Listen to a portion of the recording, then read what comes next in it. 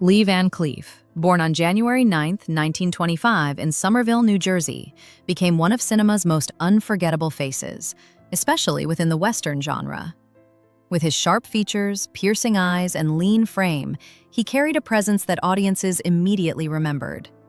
While he became widely associated with villains, his career tells a much richer story than simple antagonism.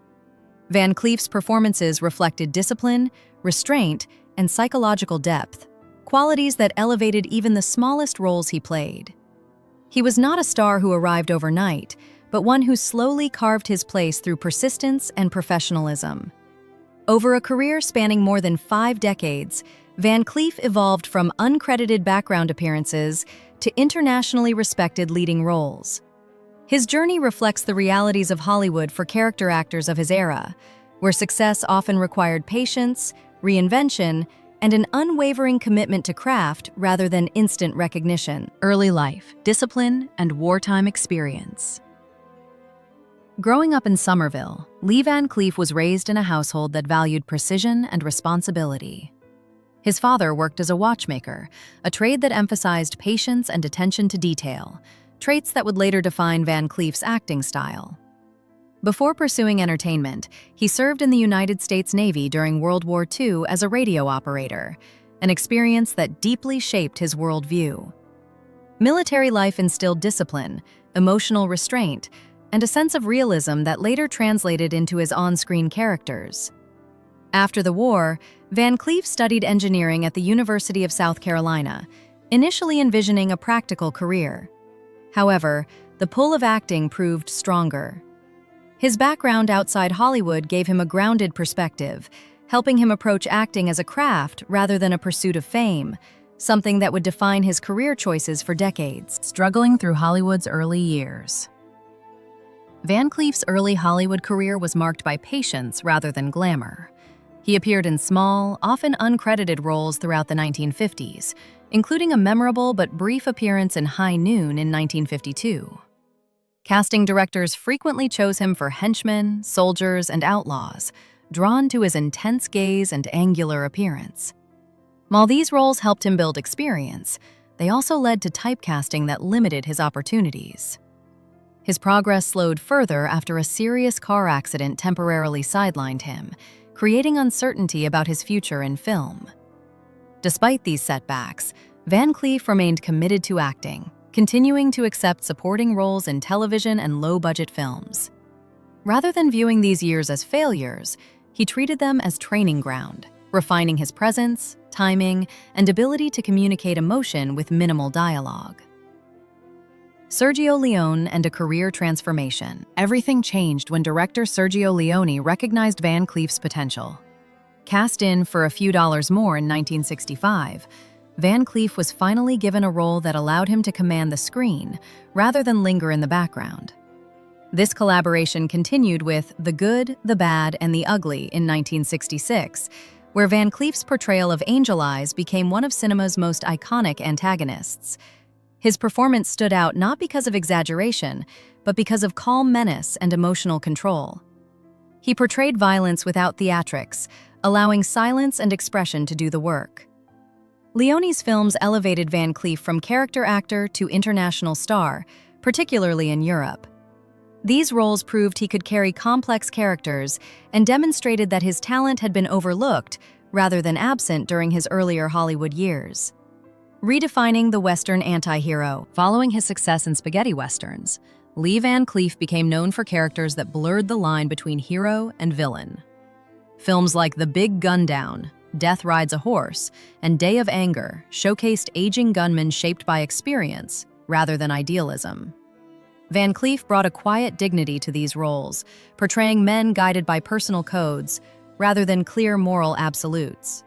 His characters often reflected regret, wisdom, and internal conflict, adding emotional weight to genre films traditionally focused on action. This approach helped redefine Western storytelling, moving away from simplistic good versus evil narratives. Van Cleef's restrained performances allowed audiences to project meaning onto his characters, making them more relatable and enduring. His work during this period cemented his legacy as one of the most thoughtful performers the Western genre ever produced. Expanding beyond Westerns. Although Westerns defined much of his reputation, Van Cleef successfully expanded into action and television roles during the 1970s and 1980s. Films like Escape from New York and The Octagon introduced him to younger audiences and demonstrated his adaptability. His commanding voice and physical presence made him a natural fit for authoritative or intimidating characters beyond frontier settings. On television, series like The Master allowed him to explore mentor-style roles, blending toughness with wisdom. These later performances showed that Van Cleef was not bound by genre, but by character integrity. Even when roles became smaller later in life, he maintained professionalism and commitment. Rather than chasing stardom, he focused on meaningful participation, proving that longevity in Hollywood often comes from adaptability and respect for the craft. Personal life, family, and resilience. Away from the screen, Van Cleef's life reflected both devotion and resilience. He was married 3 times and raised children while navigating the instability of an acting career. A notable accident resulted in the loss of part of his finger while building a playhouse for his daughter, an incident that symbolized his hands-on approach to fatherhood.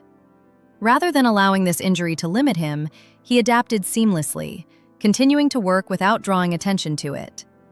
His later marriage to Barbara Havilone provided stability during years marked by declining health. Despite heart issues and lingering injuries, Van Cleef continued acting into his final years. Those close to him described him as reserved, disciplined, and deeply professional, qualities that contrasted with the intensity of many of his on-screen roles. Professional differences and industry tensions. Discussions about Van Cleef's career often include comparisons with contemporaries like John Wayne. Though these narratives are best understood as professional contrasts rather than personal hostility, Van Cleef represented a newer, more nuanced style of Western storytelling, while Wayne embodied traditional Hollywood heroism. Their differences reflected broader shifts within the genre rather than personal animosity. Van Cleef favored understated performances and moral ambiguity, whereas Wayne's roles often emphasized certainty and tradition. These contrasting approaches symbolized changing audience tastes during the 1960s and 1970s.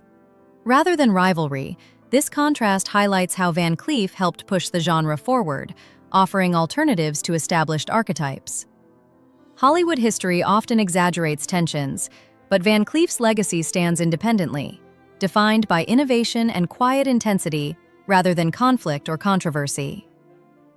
Legacy of a timeless performer. Lee Van Cleef passed away on December 16, 1989, at the age of 64, leaving behind a body of work that continues to influence filmmakers and actors. His performances remain celebrated for their precision, restraint, and emotional depth. He transformed villains into layered individuals and helped redefine what strength looked like on screen. Today, his films are studied as essential entries in Western and action cinema, particularly within the spaghetti Western movement. Van Cleef's career stands as proof that reinvention is possible at any stage of life. He showed that success does not always arrive quickly, but when it does, it can be lasting. More than a genre icon, Lee Van Cleef remains a symbol of perseverance, craft, and quiet power in cinematic history.